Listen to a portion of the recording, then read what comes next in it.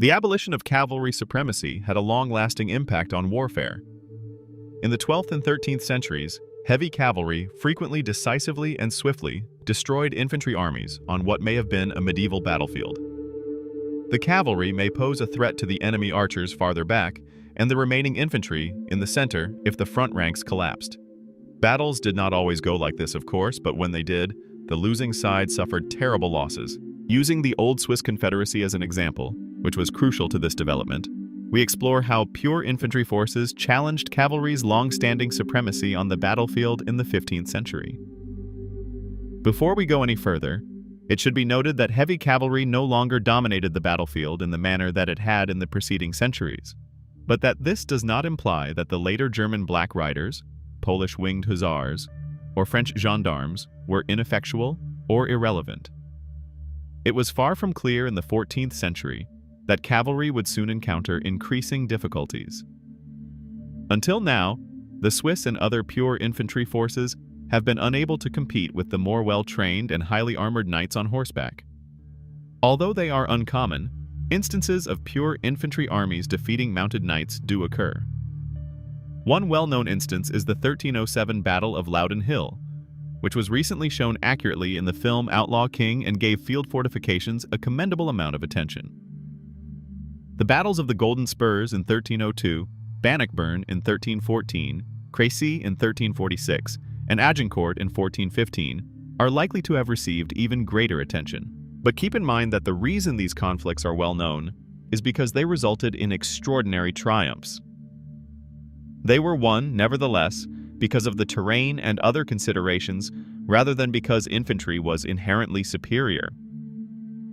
For instance, the Flemish army established themselves behind 3 rivers and dug trenches and pits to further impasse the terrain during the Battle of the Golden Spurs, which was fought close to the Flemish city of Kortrijk. The French knights couldn't play to their strengths on the difficult and muddy terrain. The fight got its name because the Flemings killed them in hand-to-hand combat and reputedly stole 500 golden spurs from them. The English placed their archers on the flanks and their dismounted knights in the center of a swampy field at Agincourt. They took use of the terrain by enticing the French to charge their entrenched infantry lines. They then used their archers to continuously fire at them from the side before killing them in a brutal skirmish. The king does a good job of portraying this. The conflict ultimately turned into a mud brawl. Infantry armies used topography, field fortifications, and long-range missile weapons to defeat cavalry in these conflicts. Another, more dependable, and far more economical method of cavalry defense was created in the late 14th and early 15th centuries. The Old Swiss Confederacy employed the same strategy the Scots had employed at Bannockburn in 1314, rather than depending on the terrain or sending out dismounted knights and archers, as the English did at Crécy and Agincourt. In fact, they went so far as to enhance it by placing their soldiers in a deep formation known as Gewalthaufen. Crowd of force is the exact translation into English. Several thousand soldiers, frequently armed with halberds, axes, and swords, made up this tight formation. Its bulk raised the men's morale and increased its resistance to horse attacks. But initially, the Swiss encountered the same issues as other forces. They also had to carefully consider the settings and conditions of warfare. The Battle of Morgarten in 1315, in which the Swiss surprised a Habsburg army in a bottleneck before it could form up, is a well-known illustration of this meticulous strategy. In order to defeat the enemy cavalry at the start of the 14th century, the Swiss, like the Flemish and Scots, had to entice them into valleys, bogs, or thick forests. The Swiss made a significant change in the middle of the 15th century.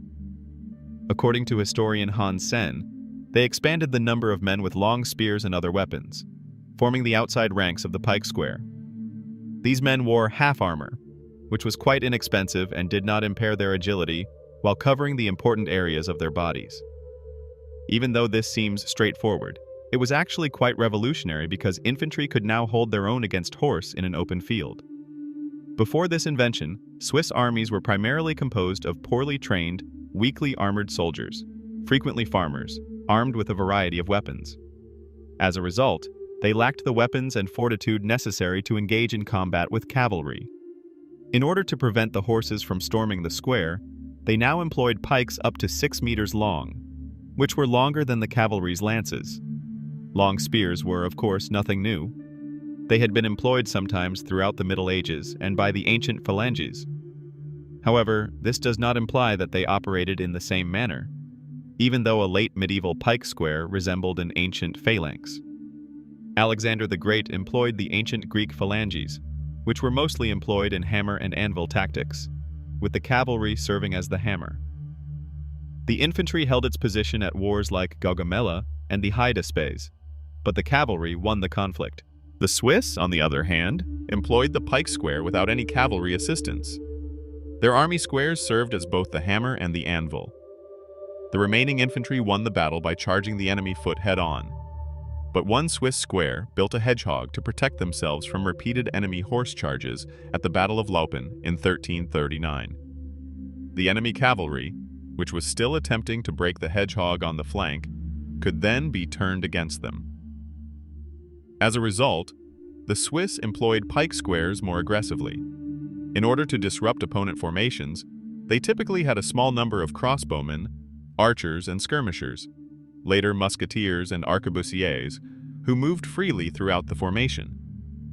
They immediately fled to the protection of the pike square in case of an attack.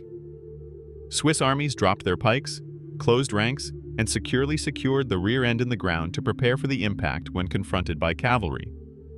They then waited for the opposing attack in this formation. The pike square extended its front after the hit, and the halberdiers charged out to kill the adversary in close quarters when the assailants had lost their momentum. The Swiss used lowered weapons when charging infantry, forcing their adversary to choose between retreating or charging and impaling themselves when confronted with a wall of pikes. On impact, hostile formations were typically broken by the formation's mass and momentum. The Swiss attitude was much to blame for this. This primal force of the wild farmers and herdsmen based on elementary aggressiveness bestowed a terror-spreading impetus on the Swiss pike square, writes historian Hans Sen in a nearly lyrical manner. In hindsight, this primal force was exalted, particularly in 19th and 20th century nationalism. The Swiss National Exhibition in 1939 is one instance of this.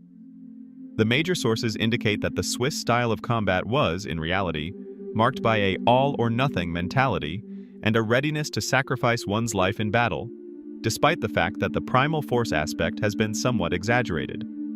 The Battle of Grandson in 1476, where the Swiss faced up against the contemporary Burgundian army, possibly the most formidable military force at the time, is a well-known illustration of this. The Burgundians were supported by a massive war fund and were set up similarly to the Compagnie d'Ordonnance, a structure the French employed toward the close of the 100 Years' War. With an army of strongly equipped knights, archers, footmen, and the most advanced cannon available at the time, the Burgundians took control of the little castle of Grandson on Lake Neuchâtel in 1476. They then destroyed the garrison before Swiss reinforcements could arrive. The Burgundians were waiting for the Swiss army on a plain close to the city. Before the other squares advanced, the Swiss pike square arrived first, took up position on the battlefield, and bravely withstood the Burgundian artillery bombardment. Charles the Bold, Duke of Burgundy, had started to reorganize his forces just as the final Swiss arrived and their assault started. The Burgundians were caught off guard by the Swiss charge in that moment of temporary chaos and were forced to escape, leaving behind priceless goods. These included the Sancy diamond and the well-known Three Brothers jewel. Today, museums in Switzerland still have a portion of this gem on exhibit. This conflict demonstrates what may have been the Swiss army's greatest strength at the time. Although it was cheap, it was nonetheless capable of facing the finest knightly armies in Europe. In Europe, Charles the Bold was derided for losing to an army of farmers who were reputedly so backward. But it was precisely this backwardness that would transform combat. Due to the growing challenges of raising feudal armies toward the end of the Middle Ages, the inexpensive pike squares were a welcome substitute. However, cavalry did not stand still throughout this time. That came under attack later in the century and was to be replaced by 1600, according to historian David Potter. In the first quarter of the 16th century, arquebusiers tightened it, and the evolution of the pike square essentially called into question it. As a result, conservative cavalry tactics were criticized during this time. At the start of the 16th century, the cavalry's heavy armor was reinforced in response to these new difficulties. David Potter claims that a man-at-arms might easily weigh up to 150 kilograms, about 350 pounds, when wearing all of his armor, plus that of his horse. It soon became necessary for each man-at-arms to have 2 or 3 horses on standby because this additional weight was a substantial hardship, especially for strong war horses. The salary of a man-at-arms was, according to David Potter, the equivalent of the revenues of a small barony, in addition to the high price of each horse. In the 16th century, the cavalry was under pressure to change their methods due to both expense and tactics. By the conclusion of the late Middle Ages, the Old Swiss Confederacy was well known for its effectiveness on the battlefield, despite the cavalry's adaptation to the new circumstances. The military authorities of the era were pleased by this effectiveness, and other European infantry armies quickly emulated the Swiss tactics. The Landsknechts are the most well-known illustration of this. Fighting between the Swiss and the Landsknechts was frequently especially brutal, as was the case at the Battle of Novara in 1513. These conflicts were known as Bad Wars. Despite showing the somewhat later 30 Years' War, the film Alla Triste does a great job of capturing this type of combat.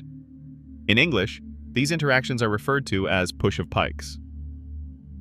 The men's will and the length of the pikes were the deciding elements in such a battle. The Swiss soon became in high demand as mercenaries, serving in numerous European armies as a result of their achievements. Some French House of Valois rulers reportedly refused to fight a war without a Swiss contingent since they were so well liked. Ferdinand of Aragon, the King of Spain, even employed Swiss teachers to instruct his troops and modeled his infantry formation after the Swiss model. He requests a contingent of men who fight on foot and in the manner of the Swiss in a letter addressed to the municipality of Santo Domingo de la Calzada. The consequences of teaching the Spanish how to fight were swiftly felt by the Swiss. Only 1,000 Spanish arquebusiers destroyed almost 9,000 troops in the Battle of Cerignola in 1503, primarily French cavalry and Swiss infantry. Cerignola is regarded as the first gunpowder-won battle in Europe. The squares of Swiss pike had been matched. They responded by adding small numbers of guns to their arsenal as well, but they were much too sluggish to adjust. The Swiss Gewalthaufen, albeit not yet the Swiss mercenaries, were losing ground to heavier artillery and better weapons while fighting in combat. However, their inventions had a long-lasting effect on European combat. Cavalry was less common than it had been during the Middle Ages. They had to adjust to the situation, increase their weaponry, and eventually switch from the lance to the pistol, just like the infantry. By the mid-16th century, cavalry groups like the German Black Riders had developed new economical strategies to counter both traditional heavy knights and musketeers and pikemen. In order to rule European battlefields in the 16th and 17th centuries, the Landsknechts pike squares and the Spanish tercios expertly coupled pikes with guns and artillery, following the Swiss example. The era of pike and shot fighting began.